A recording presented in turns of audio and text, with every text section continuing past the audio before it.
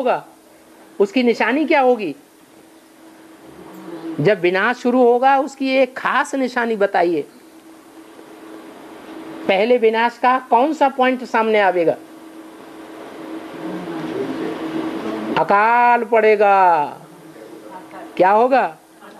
अकाल पड़ेगा, पानी की एक बूंद भी नहीं मिलेगी। तो ये बेहद में लगा दो। क्या? ज्ञान की एक बूंद भी नहीं मिलेगी।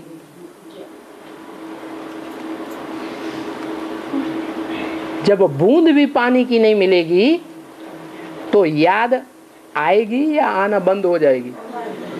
है? याद भी नहीं आएगी। ज्ञान जितना गहरा बुद्धि में होता है तो याद भी उतनी गहरी लगती है, और ज्ञान जितना कम होता है तो याद भी उतनी कम होती।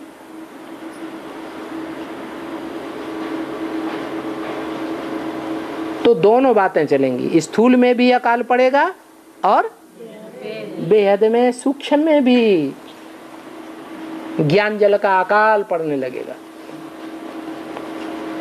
अज्ञानता ही अज्ञानता फैलेगी। 18 के बाद होगा ना बाद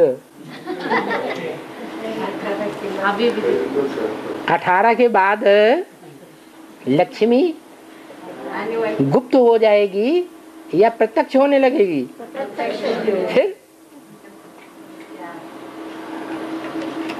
अभी देखें, बुद्धि में दुनियावी बातें ज्यादा चलती रहती हैं,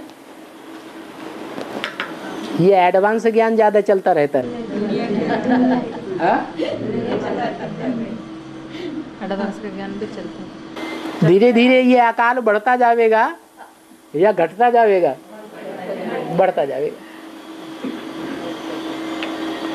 तो जब घोर अज्ञान की अंधेरी रात अमावस्या हो जाएगी, ब्राह्मणों की दुनिया में भी, बाहर की दुनिया में भी, बेशक वालों की दुनिया में तो अभी भी है, क्योंकि ज्ञान सूर्य बाप को उन्होंने नहीं पहचाना है। तो जब ऐसी घोर अज्ञान की रात्रि होगी जिसको कहते हैं महाशिवरात्रि, तब आवाहन करेंगे। बाबा वो तो बोलते हैं अवतरण, बाबा का अवतरण हुआ होता है। आपकी ये बात हल हो गई कि अमावस्या के दिन क्यों आवाहन करते हैं? अब दूसरी बात बताओ क्या? बाबा का अवतरण अभी चालू है, उसमें बोलते हैं शिव बाबा ब्रह्म भगवान आते हैं। मुरली में बोला है सो बात मानेंगी, या देहधारी मनुष्य बोलते हैं वो ज्यादा बातें बुद्धि में याद रहती हैं? मुरली में तो ये बोला है सूक्ष्म वतनवासी ब्रह्मा में शिव बाबा नहीं आते हैं। मैं सूक्ष्म वतनवासी फरिश्तों में आऊंगा या स्थूल वतनवासी पतित मनुष्यों में आऊंगा? मैं तो पतित मनुष्य में आता हूँ। तो कितना योग्य माना जाए? उस मुरली को कितना योग्य मानना चाहिए? कितना योग्य? कितना योग्य माने मुरली भी अयोग्य होती है? नहीं, जो अभी चल रही है हमारा गुजारी दादी के अंदर से जो बोला जा रहा है, कितना योग्य माना जाए। मुरली नहीं चलती है, वो मुरली नहीं है। मुरली नाम देहधारी गुरुओं ने दे दिया है, वो अव्यक्त वाणी है। तो उसको कितना योग्य माना जाएगी? उसमें कितना स्पष्टीकरण? अव्यक्त वाणी का एक भी महावाक्य ऐसा नहीं होगा जो मुरलियों के वाक्यों को काटने वाला हो। आपके पास कोई ऐसा वाक्य हो तो बताओ।